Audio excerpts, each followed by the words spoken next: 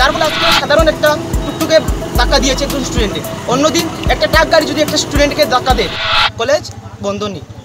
আমরা শুধু রাস্তা অবরোধ করেছি যানবাহনের জন্য, যা টুকটুক গাড়ি, প্রাইভেট গাড়ি, ট্রাক, এইসব গাড়িগুলোর জন্য আমরা রাস্তা অবরোধ করেছি।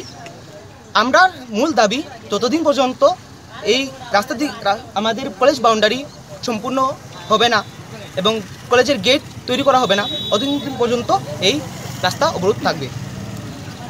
আমাদের ত্রিপুরা রাজ্যের পরিবহন মন্ত্রী এই টুকটুক এবং ট্রাক গাড়ির জন্য অন্য রাস্তা তৈরি করে দেব। আমাদের কলেজের ভিতর দিয়ে কোনো টুকটুক গাড়ি ঘোড়া যাওয়া আসা করতে পারবে না, কারণ এই টুকটুক গাড়ি ঘোড়ার জন্য অনেক পরীক্ষার ছাত্রীরা পরীক্ষা দিতে পারে না, ছাত্রছাত্রীরা, যার ফলে কলেজ ব্লক হয়ে যায় এবং অনেক ধরনের অ্যাক্সিডেন্ট ঘটে। যার ফলে আজকে সাধারণ একটা টুকটুকে ধাক্কা দিয়েছে একজন স্টুডেন্টে।